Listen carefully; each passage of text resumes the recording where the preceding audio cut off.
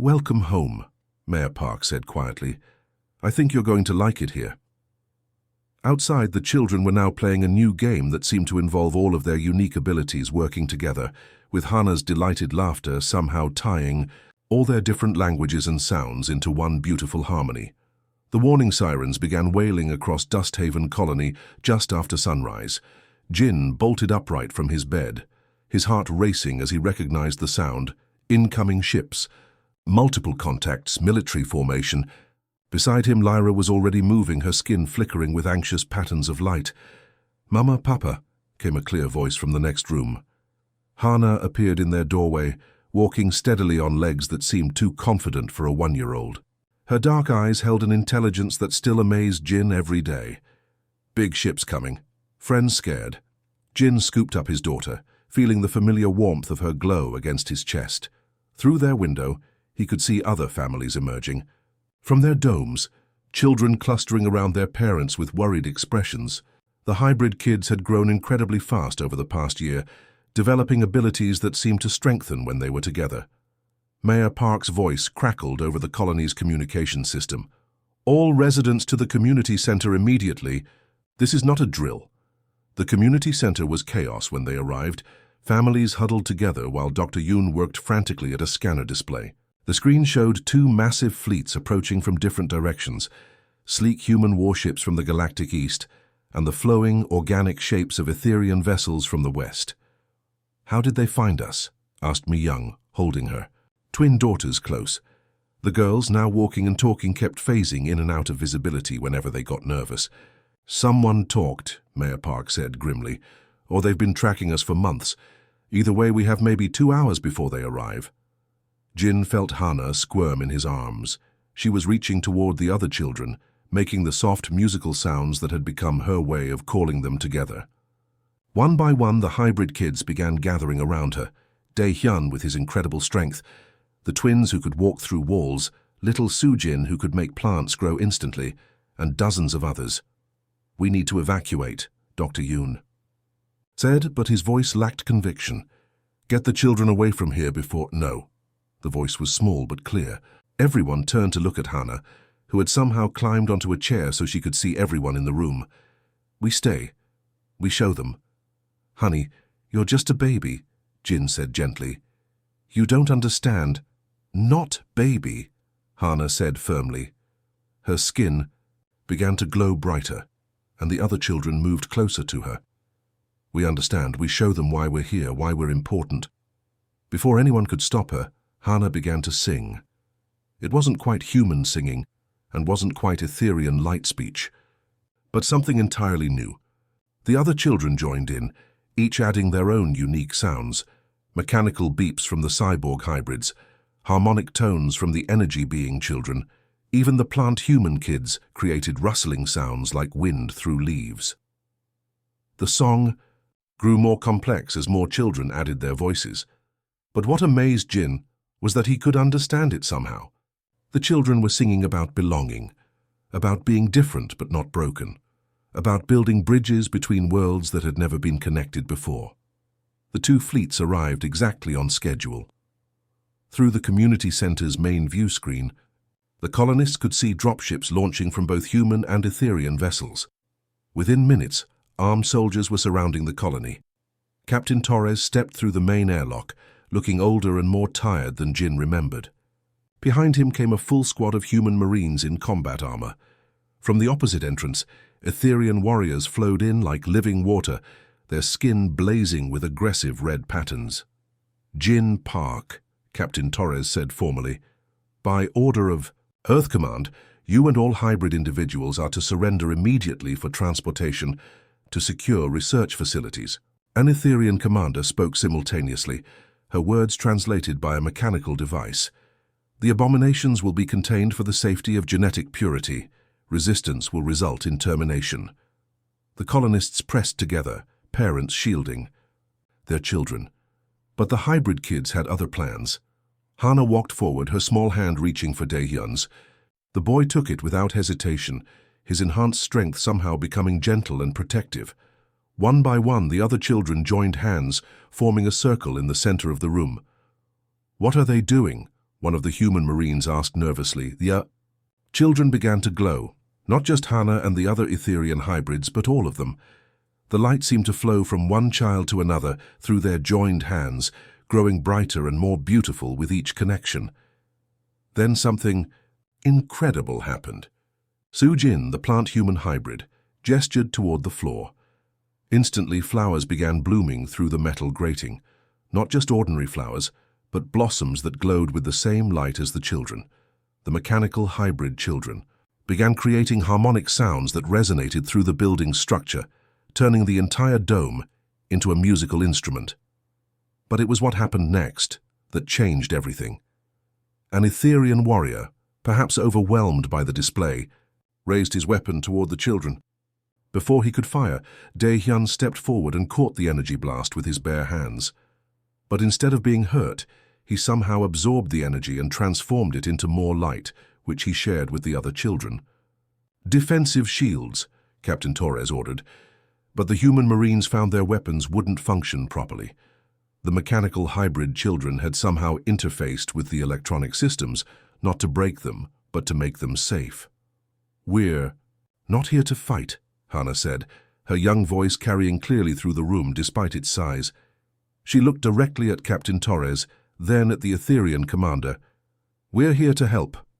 She gestured, and suddenly every person in the room could understand every other person, regardless of what language they spoke.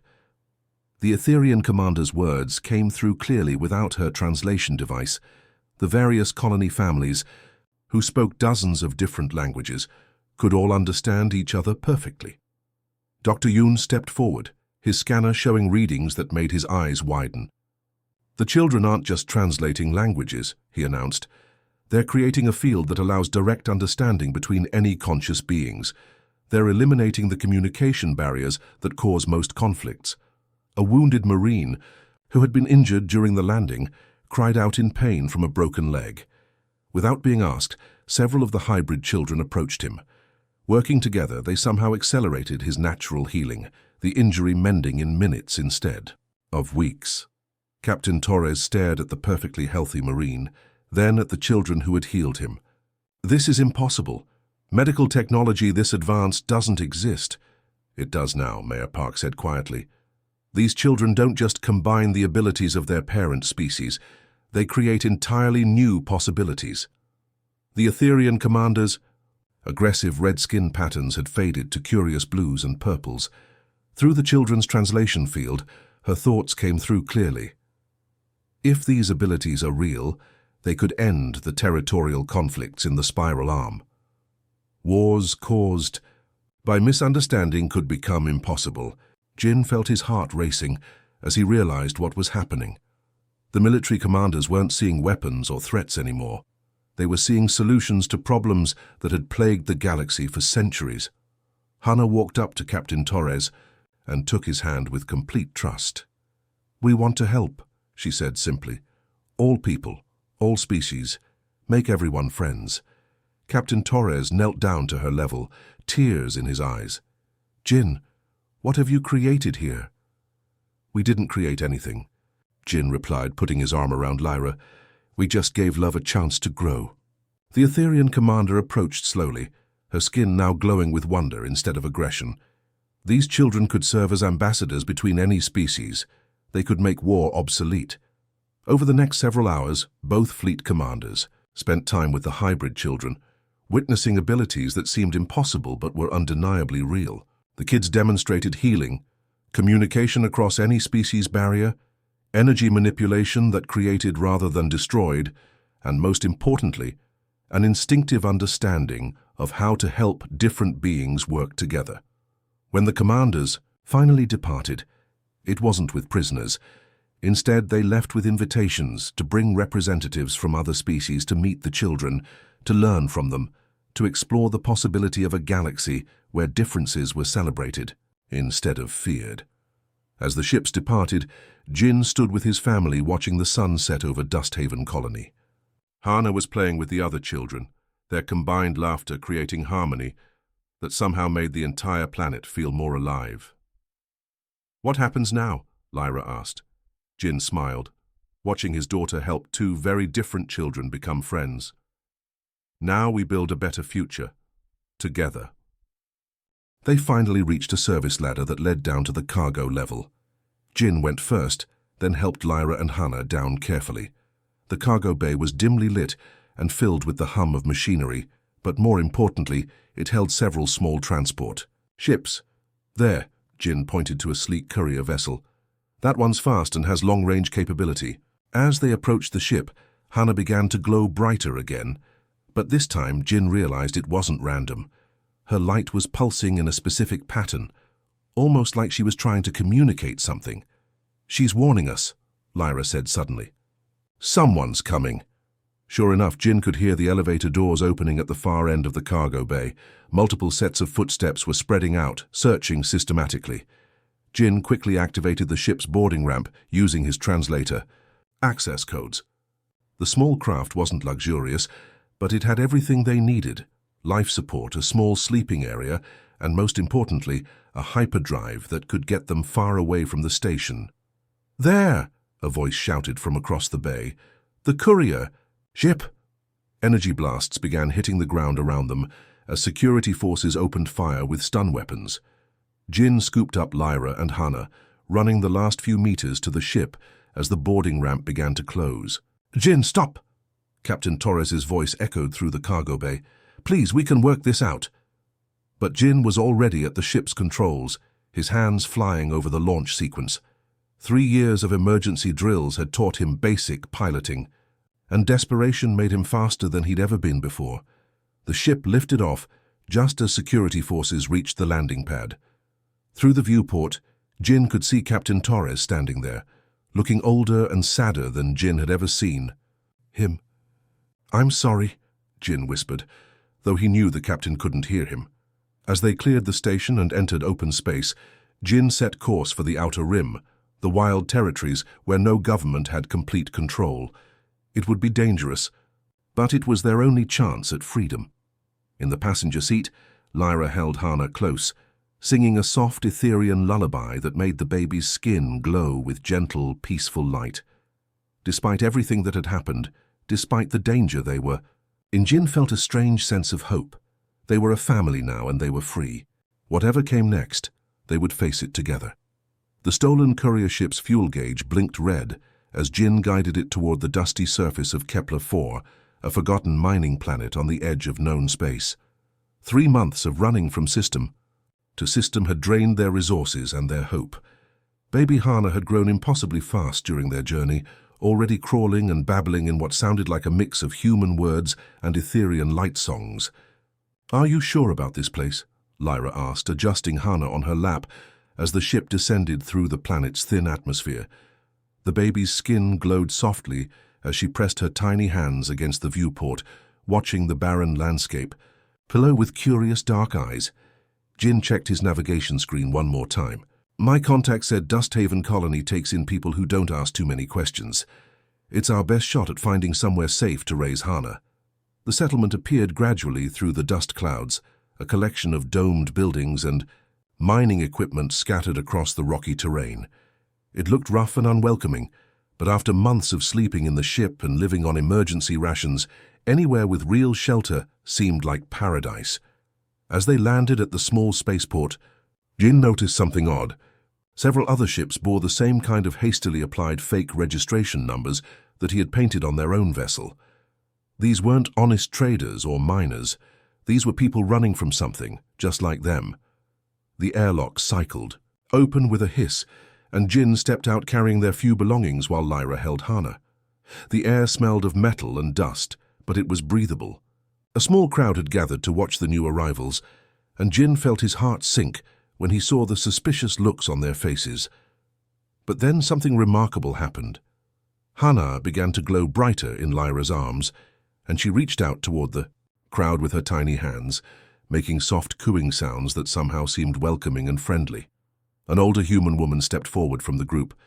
She had graying hair and kind eyes, but Jin could see old sadness there too. "Welcome to Dusthaven," she said simply. "I'm Mayor Park." "Yes, Park. Same as you. I'm guessing from the ship's registration. Lot of Parks and Kims and Lees out here." In the rim worlds. Thank you, Jin said carefully. We're looking for a place to settle down quietly. We don't want any trouble. Mayor Park smiled, but her eyes were on Hana. Beautiful child. Very special, I'd say. She paused, then added more quietly, special like some of our other children here. Before Jin could ask what she meant, a commotion broke out near one of the mining buildings. A large piece of equipment was falling, and several workers were scrambling to get out of the way. But the machine was too heavy and moving too fast. Suddenly, a boy who couldn't have been more than 10 years old stepped forward and caught the falling equipment with his bare hands.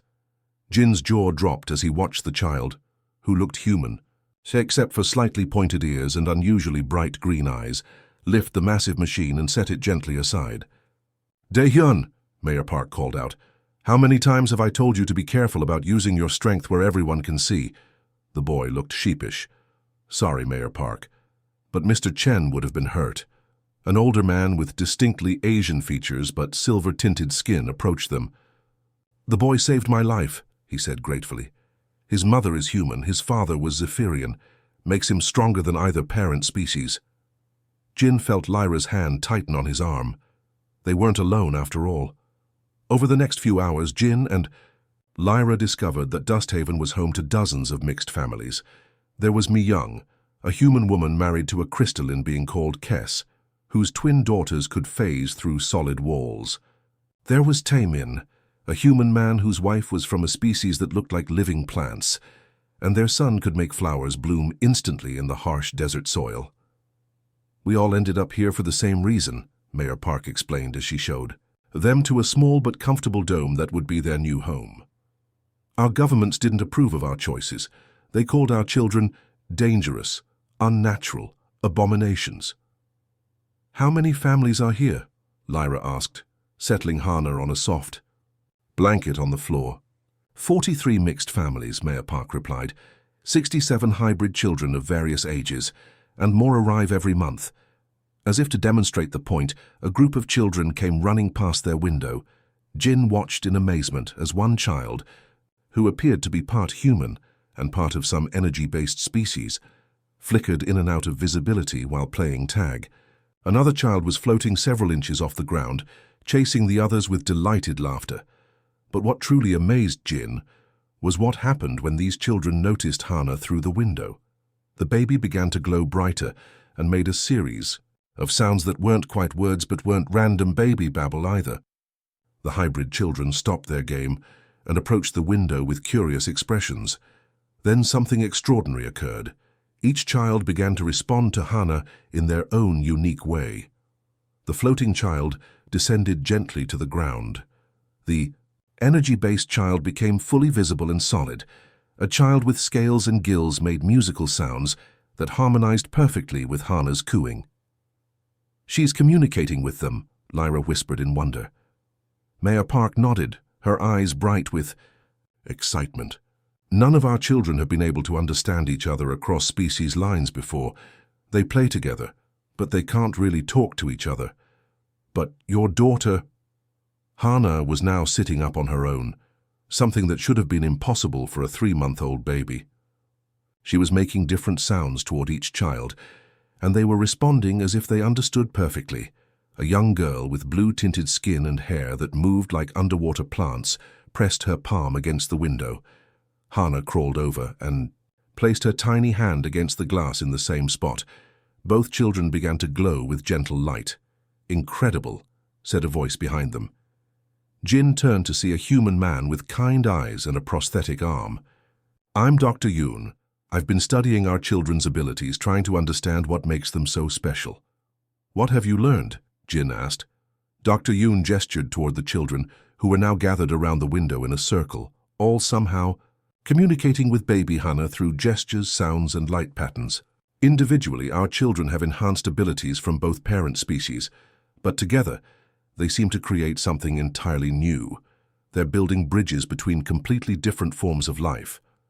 And Hana is the key," Lyra said softly. "She can understand all of them." "More than understand," Dr. Yoon corrected. "She can help them understand each other. Watch."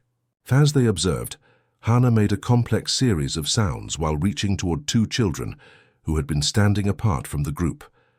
One was clearly part human and part machine-based species, with metallic patches on his skin. The other appeared to be part human and part energy being, flickering between solid and translucent. Following Hana's lead, the two children approached each other hesitantly. The mechanical child extended his hand, and the energy child reached out to touch it. Instead of the contact being impossible due to their different natures, both child. Jin stared at the cocoon, watching the small being move inside. As he looked closer, he could see features that were unmistakably familiar, the shape of tiny hands that looked like his own, what appeared to be dark hair that matched his color. But there was also the soft glow of Etherian heritage and skin that seemed to shift between human pale and alien blue. How long before? Jin couldn't finish the question. The development is accelerated, Lyra said. What you call pregnancy takes months for humans, but for us, when the emotional bond is strong enough, it happens much faster. This cocoon will open within hours. As if responding to her words, the cocoon pulsed brighter, and Jin could see the small being inside stretch and move more actively. Tiny fingers pressed against the inner surface of the cocoon, as if trying to push outward. "Oh my God," Jin breathed. "It's really happening. I'm going to be a father." The reality hit him like a meteor. Yesterday, he had been a simple translator, living a quiet life on a space station. Today, he was about to become the parent of the first human-Etherian hybrid ever created. The implications were staggering.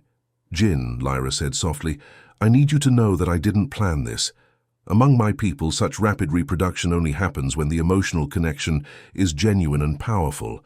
I couldn't have made this happen if what we felt wasn't real." Jin looked up at her, seeing worry in her silver eyes. "Are you afraid? About what people will say? About what this means?" "Yes," Lyra admitted. "My people will be shocked. Some may be angry, and I don't know how. Your species will react to this." Before Jin could answer, the cocoon in Lyra's arms began to glow much brighter. The pulsing became faster and more rhythmic. Inside, the small being was moving more urgently, and Jin could swear he heard a soft sound, almost like a baby's cry, but with a musical quality that reminded him of Etherian speech. "It's time," Lyra whispered, her voice filled with wonder and fear. Jin stood up and moved to sit beside her on the couch. Without thinking, he reached out and gently touched the surface of the cocoon. The moment his fingers made contact, the entire thing lit up like a small sun, and Jin felt a warmth spread through his hand and up his arm. Inside the cocoon, the small being turned toward where Jin's hand rested, as if it could sense his presence. Jin's eyes filled with tears as he realized that this tiny life was his child, part of him, and part of the amazing woman sitting beside him. "Whatever happens," Jin said, his voice steady despite his racing heart, "we'll face it together." The Sihim cocoon began to crack like an eggshell, but instead of breaking apart, it simply dissolved into sparkling particles that faded into nothing. What remained in Lyra's arms took Jin's breath away. The baby was perfect. She had Jin's dark brown eyes, but they held flecks of silver that caught the light like tiny stars. Her skin was a beautiful blend, mostly human in texture and warmth, but with a subtle glow that pulsed gently like a slow heartbeat. When she opened her tiny mouth and made her first sound, it wasn't quite a cry or quite a song, but something magical in between. "She's beautiful," Jin whispered, reaching out to touch her tiny hand. The moment his finger made contact, the baby's glow brightened, and she wrapped her impossibly small fingers around his. "Hana," Lyra said softly. "Her name is Hana. It means flower in your language, doesn't it?" Jin nodded, unable to speak. He had never felt love like this before, immediate, overwhelming, and protective. This tiny being was his daughter, and he would do anything to keep her safe. That protective instinct was put to the test much sooner than he expected. Jin's communication device suddenly erupted with urgent beeping. Messages were flooding in from the station commander, from Earth Command, and from what looked like Etherian High Council transmissions. Jin's blood ran cold as he read the first few. "Jin, report to command immediately. Do not leave your quarters until security arrives. That was from Captain Torres. All personnel are to avoid contact with Translator Jin and the Etherian delegate until further notice. That was from Earth Command, but the message that made his hands shake was from an unknown sender. The abomination must be contained. Hybrid. Genetics threaten species purity protocols. Lyra was reading over his shoulder, her skin flickering with patterns of alarm. They know, she said quietly. Both our governments. They're calling her an abomination. As if she could sense the tension. In the room, baby Hana's glow began to dim, and her musical sounds became softer, more cautious. Even at just hours old, she seemed to understand that something was wrong. Heavy footsteps echoed in the corridor outside Jin's quarters. Through the thin walls, Jin could hear multiple people moving with purpose. Military boots, security teams. We have to go, Jin said, grabbing a small bag and stuffing it with basic supplies. Now. Where can we go? Lyra asked, holding Hana closer to her chest. This is a space station. There's nowhere to run, Jin thought quickly. 3 years working. On the station had taught him every shortcut and hidden passage. The maintenance tunnels, they run through the entire station. If we can reach the cargo bay, there might be ships we can use. A loud bang came from the door, someone trying to override the lock. Jin Park, open this door immediately. Captain D. Torres's voice boomed from the other side. You're in serious trouble, son. Don't make this worse. Jin looked at Lyra and Hana, his heart breaking. The captain had been like a father to him, but Jin knew that if they surrendered now, they might never see their daughter again. The ventilation shaft, Jin whispered, pointing to a grate near the ceiling. It connects to the maintenance level. The door's lock finally gave way with a sharp electronic beep, but Jin was already helping Lyra climb up to the shaft opening. Hana remained perfectly quiet in her mother's arms. Her glow dimmed to almost nothing, as if she instinctively knew. They needed to hide. Jin, Captain Torres called out as they entered the empty quarters. Don't do this, you're making a huge mistake. But Jin was already crawling through the narrow shaft behind Lyra, his heart pounding so loud he was sure everyone could hear it. The metal tunnel was barely wide enough for an adult, and every movement seemed to echo like thunder. They crawled for what felt like hours, but was probably only minutes, following the twisting path of maintenance tunnels that Jin had memorized from emergency drills. Behind them, he could hear voices and footsteps as security teams spread out through the station. Station-wide alert, came an announcement over the communication system. All personnel are to report any sighting of Jin Park and the Etherian. Delegate Lyra immediately. They are considered dangerous and should not be approached. Dangerous, Lyra whispered, sounding hurt. We're just trying to protect our child. Jin wiped the sweat from his forehead as he stared at the massive view screen showing the approaching Etherian ship. 3 years he had been working as a translator on Station Omega-3, and this was the biggest assignment of his career. The trade.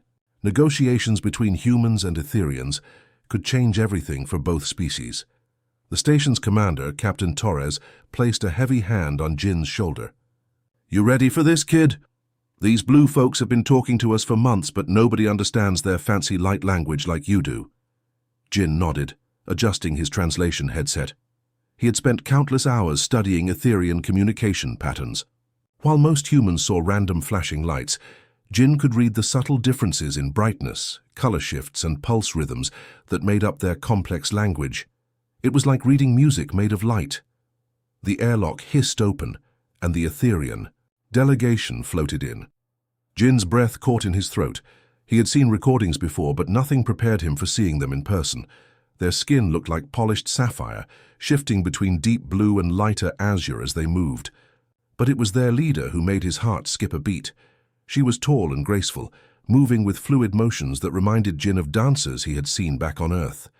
Her silver eyes caught the station's artificial lighting and seemed to hold tiny stars within them. When she looked directly at him, Jin felt something he had never experienced before, like electricity running through his veins. The Etherian leader approached the translation booth where Jin sat. Patterns of light began dancing across her skin, starting from her forehead and flowing down her arms like liquid starlight. Jin's headset converted the display into words he could understand. I am Lyra of the 7th Solar Current. I speak for my people in these discussions.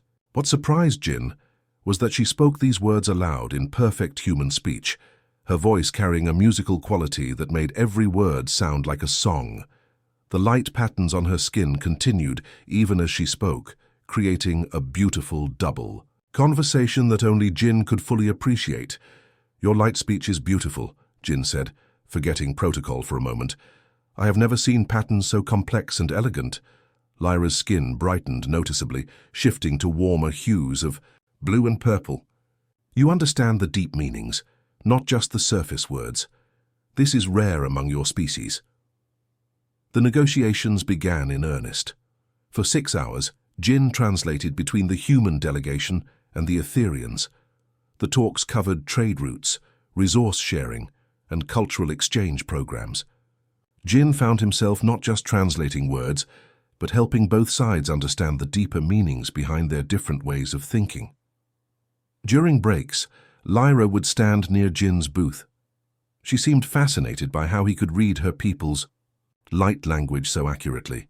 She began teaching him more subtle expressions, how a slight change in the blue spectrum could indicate humor, or how rapid pulses showed excitement.